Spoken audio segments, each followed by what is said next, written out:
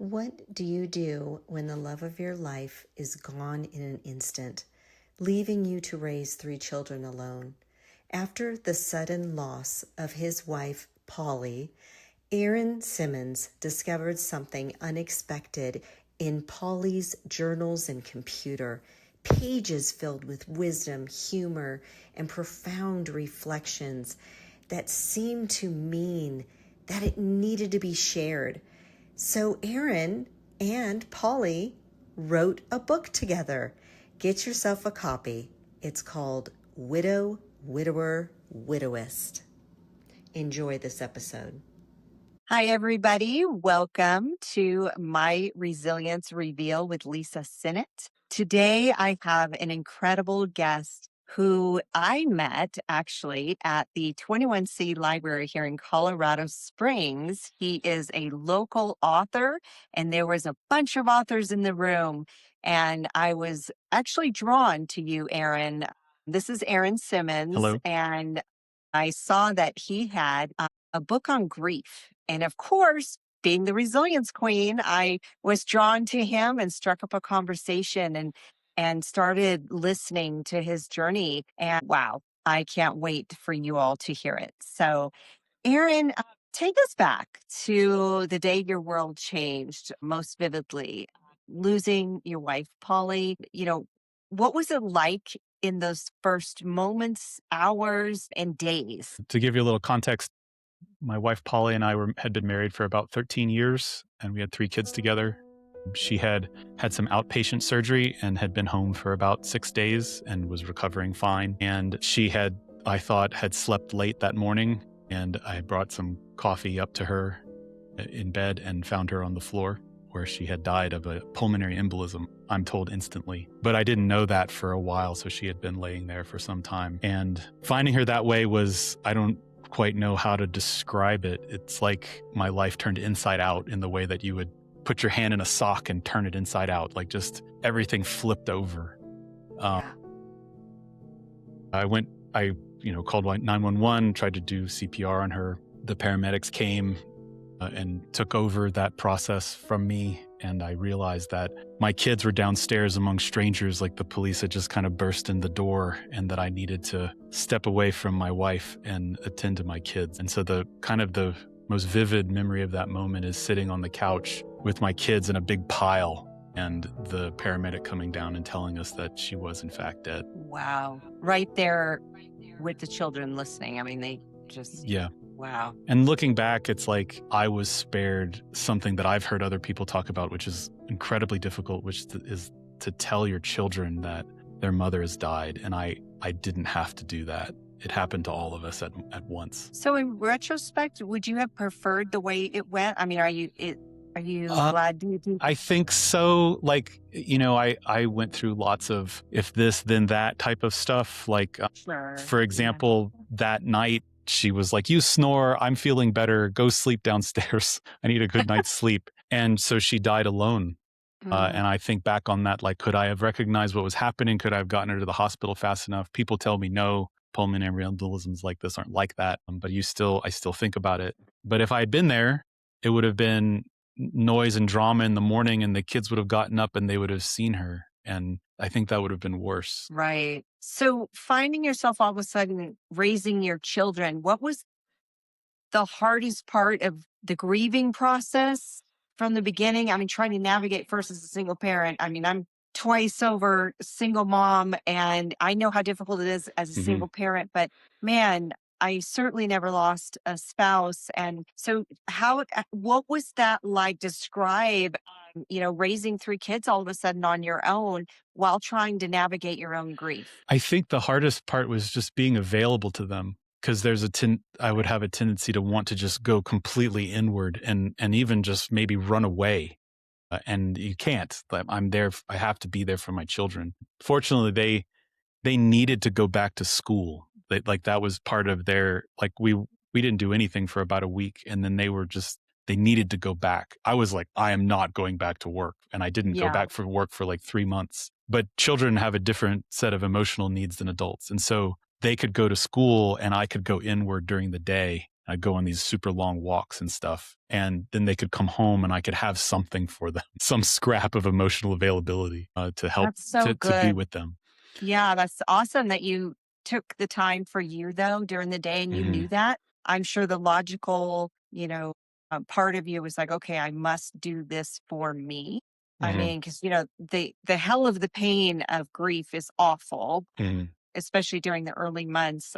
How did you overcome the shock of it? Because I feel you. 3 months off probably wasn't even enough, but Oh no, man, it wasn't. I mean, I was very raw for a long time. yeah, The shock like slowly changed. Like it took a while for it to go away. And the way I think about it now is that it's sort of where you're standing. I was standing in the moments before her death. And at some point I began to stand on the after of her death. And so when interesting. you're before it, it's shocking and bizarre and it's like a story. And I think of every last thing she did and said with a level of poignancy that pervaded everything. But if you can stand on the other side of it, it's now a fact. It's part of the past. And so the shock isn't there as much. And it takes a while to move that perspective across to where I'm on this side instead of that side. I don't know if that makes sense. But Yeah, it does. I completely, and I love the visual of that. So how was it writing Polly's eulogy? Explain that, because I know you had an mhm. awakening within you, and what that process was like on making this began your writing journey. So Mhm. I'd love for you to just explain this to Yes. the audience. So after she died, it took a moment to even think we have to have a memorial. We have to have a funeral. Like, what is that? What does that look like? And we didn't do it very quickly. It was like 6 weeks later. We were trying to figure out a weekend when most people could come, and we wanted to get a special venue for it. So it was in the Boulder Museum of Contemporary Art at the second floor. We put all of her art up, and so Mhm. I had this need to represent her to the world as part of like I need to write a eulogy that like expresses who she was and like background myself and like we're talking about her. Yes. And that started writing itself in my mind just days after. And so when I would go on these long walks in the weeks after, I was working on the eulogy in my head. And so it was weeks and weeks of just thinking it out and like, what do I make?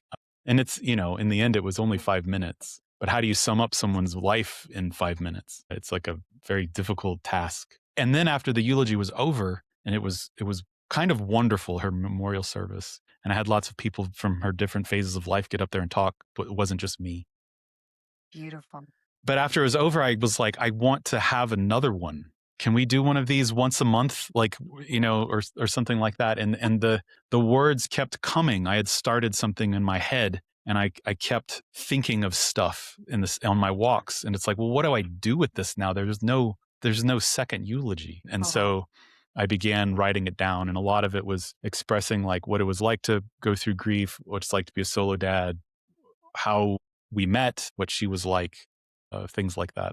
And I began to write them in the middle of the night and whenever it would strike me. But most of the writing was in my head during walks. so talk about finding Polly's journals and all the things, reading her words and the emotions that came with that, and her beautiful connection to you. Hmm. She had a journal that she kept on her bedside and she would write in it. And it was just always sort of a fixture. And she had a bunch of journals like that were down in the basement that she'd always kept something. And she would write, in pen in a kind of run on sentence for years. Like it was just page after page, no breaks, no dates, just words. And about 6 months after she died, I'm looking at this journal and thinking, this is a connection back to her. And it overrode my sense of invading her privacy. It took me a while to kind of be brave enough to open it up like I wasn't doing something wrong, Totally understandable. right? I'm like, it's like, because she still felt very present to me, but I got so desperate to need to communicate with her that, some new information or something, and began to read her journal. And it was just beautiful. Like her writing was just so gorgeous. And you think, this is first draft in pen in bed in the morning. Like Yeah. how is it Wow. so good? And I think she thought of the journal not so much in a documentary way, which is how I think most people think of journaling, but in a writing practice way. Like writers will tell you, you have to write in order to be good at it. And so it was like writing practice for her. And so you could kind of tell she was setting herself little tasks, like she'd write a poem or she'd tell a story or a joke or something. And it's not, all of it's not amazing. I didn't publish the entire journal, but I took the best parts, and some of it's just wonderful, just amazing writing. And some of it was about being a mother, being an artist, her kids, sometimes about me. It was often written in the second person, so you'd have to figure out who she was talking to. She's often Yeah. addressing herself to somebody. More often than not, it was me, but not always. And as I was reading it, I felt like I was probably one of the few people that would have enough context to know what she was talking about at any given moment, even stuff that had happened years ago. So it felt very privileged to be able to read that and know what it was. Wow. I can just hear your passionate love for her as you just talk about her writing. It's so beautiful. Oh my gosh. Talk about Polly's insights between pain and suffering and how that helped you navigate your own journey in reading that. That was, so when we had our babies, she was big into having natural childbirth. So she birthed 3 babies with no painkiller or anything. And our third kid was 10 pounds. So this is like serious business. Like she was very badass with that. Some people do ultra marathons, and she had her kids without painkiller. And so as part of that, we're taking these birthing classes, and there was this articulation, I think it was in Birthing from Within, between pain and suffering. And she really took that to heart, because the pain of birthing a baby, it's for some purpose, right? It's not necessarily damage. You're doing it in order to enact something. And that changes your understanding of it. Suffering is sort of the story we tell ourselves about everything being wrong. And it's sort of independent of pain, which is not to say that you can like psych yourself out of suffering or psych yourself out of pain.